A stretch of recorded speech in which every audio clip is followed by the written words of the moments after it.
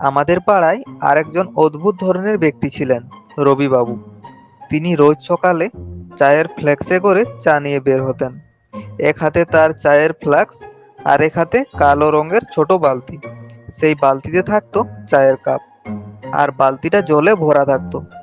বালতির ভেতরে জলের মধ্যে চায়ের কাঁচের কাপগুলো ডুবানো থাকতো। সেই সকালে বের হয়ে যেতেন। যখন ফ্লাক্সে চা শেষ হয়ে যেত, তখন আবার বাড়ি ফিরে চা বানিয়ে নিয়ে যেতেন। লোকটি যেমন সংসারের যোদ্ধা ছিলেন, তেমন ঝগড়ুটেও ছিল। যার তার সাথে যেখানে সেখানে ঝগড়া বাঁধিয়ে দেওয়া তার অভ্যাস ছিল। কিন্তু লোকটা ছিল নরম মনের মানুষ। সংসারের চাপ সামলাতে গিয়ে রোজ হিমশিম খেতেন। আর এই সংসারের চাপের জন্যই তার মাথা ঘুরতো, নানান ধরনের চিন্তা।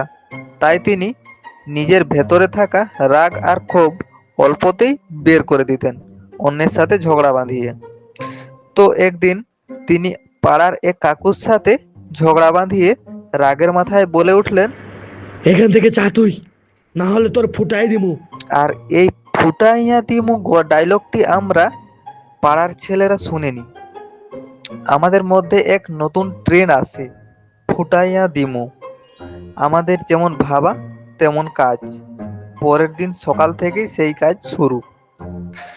রবিবাবু যাচ্ছিলেন রোজকার মতো, হাতে ফ্ল্যাক্স আর বালতি নিয়ে। আমরাও আবার বসেছিলাম রাস্তার ধারে, ৩-৪ জন ছিলাম। হয়তো ঠিক মনে নেই, আমাদের মধ্যে একজন বলে ফেলল, এই যে ফুটাইয়া দিমু যাইতেছে গা। কথা শুনে রবিবাবু ইচ্ছে মতো গালিগালাজ শুরু করলেন। আর তার মুখ থেকে গালি শুনে আমরাও রেগে গিয়ে সবাই একসাথে বলতে থাকলাম, ফুটাইয়া দিমু। রবিবাবু তার মতো গালি দিতে থাকেন, আর আমরা আমাদের মতো বলতে থাকি।